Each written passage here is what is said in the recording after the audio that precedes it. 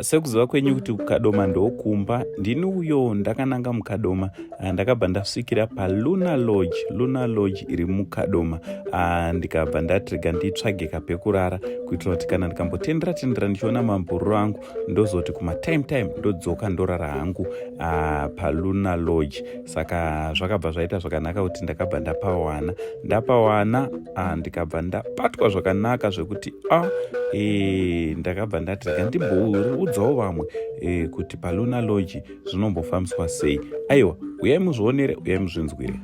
Ndidi kunyepera ika ino irumu inonzi America.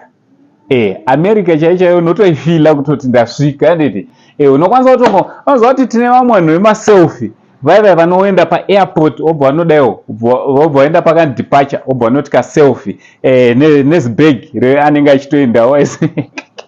The next thing you can come here obva watoti kaselfie kako uri muroom inei yakanzi America anditi so nobody will know kuti hauna kuenda kuAmerica and then otoposta right. This is a social media era hatigone kuzviwanda anditi so pana paLunar Lodge muno mukadoma. Handidi kunyepera, Lunar is one of the best not only in Kadoma, in the the whole nation of Zimbabwe. So sorera padhuze imbonatso relaxa kana neona tozviona toti angovarara pano pakanaka anditi so murumu inoyi unofanira kunge une American feel.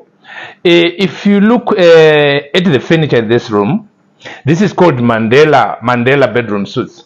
Ukatenderera mahotels akawanda ukafamba kana wazogara unoona kuti furniture iri munomu ndeyemhando yepamusoro. Yes, this room haidhure sterek room inoyi, but tungota kuti mukadoma munotiunze an American feel at an affordable price of $60 bed only. Saka murumu munomu unenge une Mandela bedroom suite yako. Takuenda muna October muri kupisa, there is an aircon inotonhora zvokuti unoyatsa kutonhorerwa kana uri muAmerica. You will not feel kuti wabuda wabva kuAmerica. Chando chana chenge chiri chando wakuru. From there there's a television with all DSTV channels of your choice. You just press on and that's MPIC. From MPIC you go on to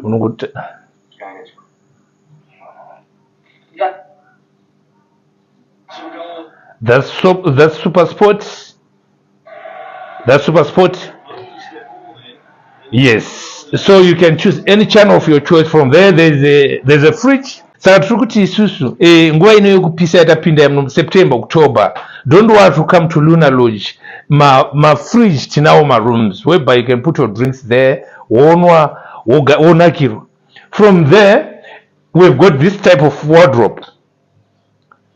It's a multi-purpose thing. As you can see, when you are seated, it's like a full-length mirror. It's like a full-length mirror. It's a wardrobe, so it's 2-in-1. Then from there you go on to this workstation table. I know when you come here, probably you want to read, you want to do your work, you want to do anything. Everything is there. There's this chair. You can see the type of chairs which we do have. Swivel chairs. Unenge wakarelaxa zvekuAmerica chaizvo. Saka there is no difference in America when you are in this room. There is no difference. Your tea making facilities are also there. So when you are in here, it means you can do everything. Everything is there. Kana kuri kuti kunotonhora blanket, you can see it is also there. Then from there we move on to the bathroom.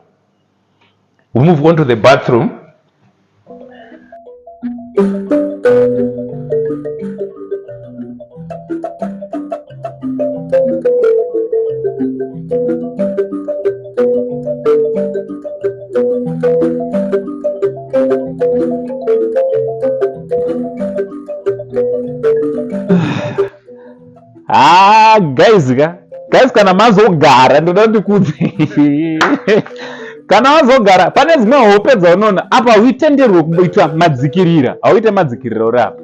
Dzimwe hope dzamunoita muri mumadzikirira muri itype yemubhedha apa pakana mweya tsvina inotiza zvekurara uchimhanyisiwa noti apa handiti inzwai nini inzwai hapana kana chinhu chakaipa kuti pabirthday ramadhamu wako unoziva pane vamwe vanhu vari muno mukadoma tiri kuda kumbotaura nyaya yedomestic tourism handiti pandori nomwe munhu ari muno mukadoma anoti ndiendonorora kulodge handiti imba yangu iri munomu shamwari kumba kwako kwasiyana nekuluna lodge ukauya namadhamu wako kuluna lodge kumboti ndoda kumboendawo namadhamu out wobva watengera chikafu chakanaka panapa vanoprepare chikafu zvakare on request handiti wouya order chikafu chako chakanaka modya vanokwanisa kugadzirawo tumaflowers setunoitwa handiti candle night dinner namadhamu handiti mouya morara panapa wangu ndoda ndikudze chokwadika mukadzi yeye haazombode kukushaya futi pamwe kusashe kuda kungorambwa nevakadzika inyaya yechitreatment izvi ndo zvimwe zvezvinhu zvaunokwanisa kungoti madhamu anditorara out kwete zvokuti hanzi